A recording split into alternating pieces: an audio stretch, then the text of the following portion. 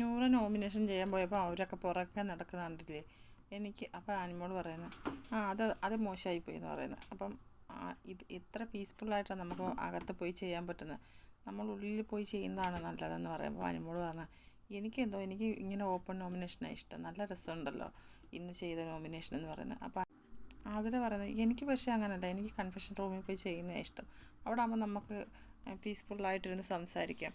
അപ്പോൾ അനുമോൾ പറഞ്ഞു എനിക്ക് അവിടെ ഇരുന്നാൽ ഒന്നും പറയാൻ തോന്നത്തില്ല, കാരണം ആരും നമ്മളോടൊന്നും ചോദിക്കുന്നില്ലല്ലോ. തൊട്ട് മുമ്പിൽ നമ്മൾ ക്യാമറ ഇല്ല, എനിക്ക് ഈ ക്യാമറയുടെ അടുത്ത് ഇങ്ങനെ ഫേസ് ഇങ്ങനെ നോക്കിയിരിക്കുമ്പോൾ തന്നെ എനിക്ക് എന്തോ പോലെ എനിക്കൊന്നും പറയാൻ വരത്തില്ല എന്ന് പറയുന്നത്. അപ്പം അതിൽ പറയുന്നത് അല്ലെങ്കിൽ പിള്ള നമ്മളെ അടുത്ത് എന്തെങ്കിലും ചോദിക്കണം, അത് ബിഗ് ബോസ് ഒന്നും അന്നേരം പറയാം.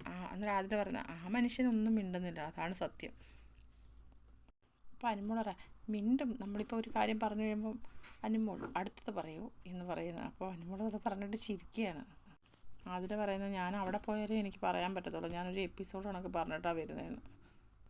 ബിഗ് ബോസ് എന്തെങ്കിലുമൊക്കെ ചോദിക്കുകയായിരുന്നെങ്കിൽ ഞാൻ പറഞ്ഞേനെ, ബിഗ് ബോസ് ഒന്നും ചോദിക്കുന്നില്ലല്ലോ എന്ന് പറയുന്ന അനുമോൾ. എന്നിട്ട് അനുമോൾ അങ്ങ് ചിരിക്കുകയാണ്. അപ്പോൾ അങ്ങോട്ട് നൂറ നടന്നു വരികയാണ്.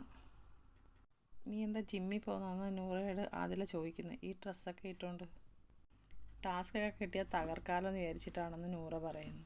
തകർക്കണമല്ലോ എന്ന് അതില്ല. എനിക്കൊരു വാശിയില്ല, എനിക്ക് നമ്മൾ മൂന്നിൽ ആരെങ്കിലും ഒരാൾക്ക് കിട്ടണം എന്ന് പറയുന്നത് നൂറ. പരിശ്രമിക്കണം മൂന്നാളും, ആർക്കെങ്കിലും ഒരാൾക്കെങ്കിലും കിട്ടണം. ഫിനാലെ ടാസ്കിൻ്റെ കാര്യമാണ് പറയുന്നത്. അതാണ് ഞാൻ പറഞ്ഞ 3 പേരിൽ ഒരാൾക്കെങ്കിലും കിട്ടണമെന്ന്. അപ്പം അതിലാണ് പറയുന്നത് എങ്കിൽ പിന്നെ ബിഗ് ബോസിനോട് പറഞ്ഞ് നമുക്ക് 3 പേർക്ക് മാത്രമായിട്ടൊരു ടാസ്ക് തരാൻ പറ, അപ്പം 3 പേരിൽ ഒരാൾക്ക് കിട്ടും.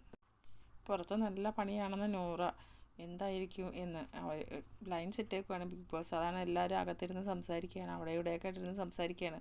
അപ്പം അടുത്തൊരു ലൈവ് അപ്ഡേറ്റുമായിട്ട് ഞാൻ വീണ്ടും വരാം. എല്ലാവരും എൻ്റെ ചാനലൊന്ന് സബ്സ്ക്രൈബ് ചെയ്യണേ, സപ്പോർട്ട് ചെയ്യണേ.